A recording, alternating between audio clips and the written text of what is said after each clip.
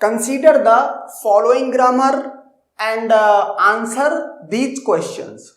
Okay, so the grammar is this one, where capital S, capital A and capital B are the non-terminals and small a and small b are the terminals. Okay, तो पहला question consider करते हैं कि is GSLR1 grammar. Okay, तो यहां पर इसके लिए LR0 ऑटोमेशन कंस्ट्रक्ट किया जाएगा. तो इसका आर्ग्यूमेंटेड प्रोडक्शन इसमें एस ऐड करने के बाद S dash derives S add करने के बाद ये सिनेरियो बना. अब यहां पर अगर आई, तो चूंकि मैं अभी ये मान रहा हूं कि मुझे सिर्फ पहले क्वेश्चन का आंसर देना है और इसीलिए मैं from the very first state किसी तरह का कॉन्फ्लिक्ट चाहे SR और चाहे RR ये ढूंढने की कोशिश करूंगा. ओके, तो I0 स्टेट में रिड्यूस कॉन्फ्लिक्ट मुझे दिखाई पड़ता है. ओके, अगर आप इसको रिड्यूस बोलते हैं और इसको भी रिड्यूस बोलते हैं तो ये रिड्यूस तो है. क्या ये रिड्यूस कॉन्फ्लिक्ट है SLR1 में? अगर कोई पूछता कि चूंकि ये LR0 मीन्स पार्सर के लिए जो LR0 ऑटोमेशन कंस्ट्रक्ट होता है वो भी यही है, SLR1 के लिए जो LR0 ऑटोमेशन होता है वो भी यही है.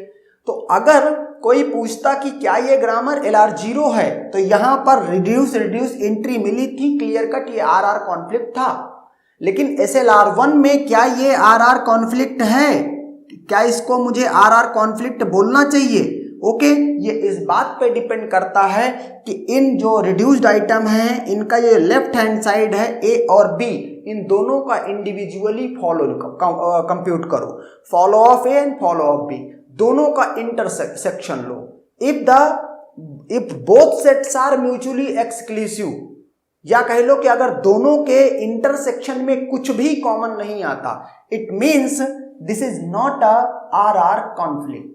और अगर कुछ भी कॉमन आ गया तो ये RR कॉन्फ्लिक्ट है. ओके, तो जैसे A और B का जो फॉलो है A, B है, तो इसका मतलब दोनों के इंटरसेक्शन में A, B आएगा, means not equal to 5 and therefore this is RR conflict. Yes, it is RR conflict, and therefore this grammar is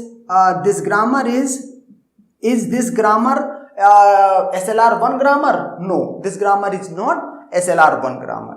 अब अगर क्वेश्चन ये आ जाए कि ये जानने के लिए कि ये ग्रामर SLR1 ग्रामर है या नहीं है, कितनी मिनिमम स्टेट्स लगेंगी? ओके, आपको कंप्लीट LR0 ऑटोमेशन कंस्ट्रक्ट करना पड़ेगा. I0 से लेकर के I9 तक स्टेट्स हैं and therefore 10 is the answer.